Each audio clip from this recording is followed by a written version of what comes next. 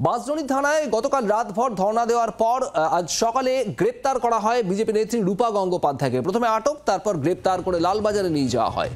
বাঁশদ্রোণী থানা থেকেই গ্রেপ্তার করা হয় তাকে। প্রায় 14 ঘন্টা ধর্ণা দিয়েছিলেন তিনি এবং তারপরেই গ্রেপ্তার রূপা গঙ্গোপাধ্যায়। আর তা নিয়ে প্রতিক্রিয়া দিয়েছেন বিজেপি। এবং গতকাল বাঁশদ্রোণীতে যে ঘটনা ঘটে, পেলোরারের ধাক্কায় মর্মান্তিকভাবে নবম শ্রেণীর পড়ুয়ার মৃত্যু এবং তারপর গোটা এলাকা উত্তপ্ত হয়ে ওঠা।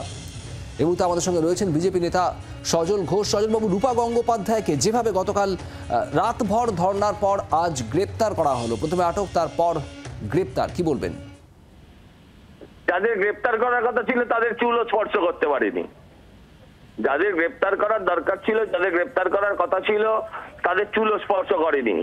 পারিনি বলবো না, করেনি বলছি। আর যিনি প্রতিবাদ করছিলেন তাকে গ্রেপ্তার করা হচ্ছে। কেমন রাজ্যে আমরা বাস করছি আপনি নিশ্চয়ই বুঝতে পারছেন। একজন মানুষ একা বসেছিলেন, তাকেও গ্রেপ্তার করে নিয়ে যেতে হলো। মানে এরা হচ্ছে ট্রিগার হ্যাপি, যেমন সরকার ছিল বাম আমলে, এরা হচ্ছে পুলিশ হ্যাপি সরকার। দমন পীড়ন ছাড়া এদের আর কোনো কাজ নেই।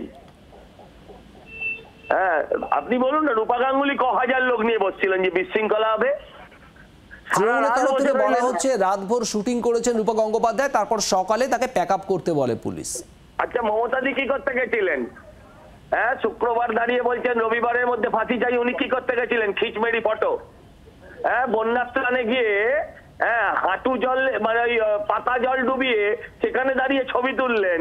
হ্যাঁ, ফটোগ্রাফাররা স্থলে দাঁড়িয়ে রইলো, উনি জলে নেমে গিয়েছে। উনি কি করতে গেছিলেন? হ্যাঁ, উনি কি করতে গেছিলেন? শুনুন, রাজনীতিতে প্রচার তো সবাই চায়। মমতাদির বেলায় সেটা হচ্ছে বন্যার্ত মানুষের পাশে, আর এটা হচ্ছে শুটিং সেরে রাত্রিবেলা। সজলবাবু ধন্যবাদ। সজল ঘোষ বিজেপি নেতা আমাদের সঙ্গে ছিলেন টেলিফোন লাইনে। আজ গ্রেপ্তার করা হয়েছে রূপা গঙ্গোপাধ্যায়কে। এরপর তৃণমূল কংগ্রেসের প্রতিক্রিয়া, তৃণমূল নেতা অরূপ চক্রবর্তী কি বলেছেন শোনাবো।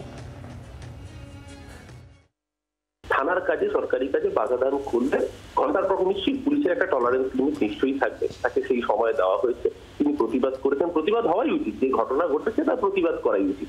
কিন্তু একটা থানার সামনে সারাক্ষণ বসে থাকলে থানার স্বাভাবিক কাজকর্ম, থানাকে নিশ্চিতভাবে পরিষেবাটাও দিতে হয়। সরকারি পরিষেবাগুলো থানাকে, প্রশাসনকে দিতে হয়। তিনি সারা রাত ধরে অবস্থান করেছেন, থানা কিছু বলেনি। আগের দিন রাত থেকে অবস্থান করেছেন, কিছু বলেনি। তারপরে যখন থানার স্বাভাবিক কাজকর্মে বাধা ঘটেছে, খুব স্বাভাবিকভাবে প্রশাসন সেই ব্যবস্থা নিয়েছে। রূপাদেবী যখন শুটিং করতেন তখন একটা সময়ের পর প্যাক আপ করতে হতো, এক্ষেত্রে তাকে সময় দেওয়া হয়েছিল, প্যাক আপ করেননি বলে প্রশাসন প্যাক আপ করেছে। এই ঘটনা দুর্ভাগ্যজনক। পুলিশ তদন্ত করছে, যদি কাউকে দোষী পাওয়া যায় নিশ্চয়ই গ্রেপ্তার করা হবে। এবং সবচেয়ে বড় কথা, যে কারণে ঘটছে সেটা ওই অঞ্চলের ড্রেনেজ সমস্যার উন্নয়নের জন্য এটা কাজ হচ্ছে। কাজে দীর্ঘসূত্রিতা আছে, কারণ সেন্ট্রাল গভর্নমেন্ট বহু ক্ষেত্রে টাকা আটকে রেখেছে। সেন্ট্রাল গভর্নমেন্ট ম্যাচিং গ্র্যান্ট গুলো দিচ্ছে না বলে রাজ্যকে তার নিজের টাকায় কাজ করতে হচ্ছে, যার ফলে অনেক কাজ মাঝপথে দেখা যাচ্ছে অর্ধেক হয়ে আটকে রয়েছে।